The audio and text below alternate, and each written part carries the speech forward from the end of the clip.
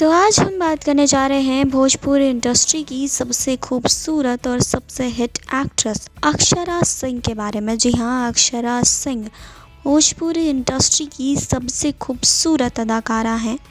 उनका नया गाना रिलीज़ हो चुका है और इस गाने ने कुछ ही घंटों में धमाल मचा दिया है। जी हाँ, आपको बता दें गाने का नाम है डोंट टच माई हैंड और इस गाने को ग्लोबल म्यूज़िक जंक्शन भोजपुरी पर रिलीज़ किया गया है और इस गाने में अक्षरा सिंह का अंदाज़ बिल्कुल अलग नज़र आ रहा है। जी हाँ, इस गाने में उनके साथ विशाल सिंह भी नज़र आ रहे हैं जो अक्षरा सिंह के काफ़ी अच्छे दोस्त हैं।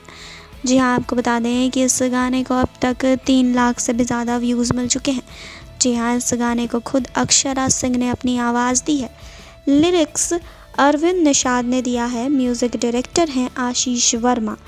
जी हाँ, देखते ही देखते ये गाना काफ़ी ज़्यादा पसंद आ रहा है लोगों को और अब तक इस गाने को काफ़ी अच्छा रिस्पॉन्स भी मिला है। तो आप भी जाइए और इस गाने को ज़रूर देखिए और हमें कमेंट बॉक्स में बताइए कि आपको ये गाना कैसा लगा।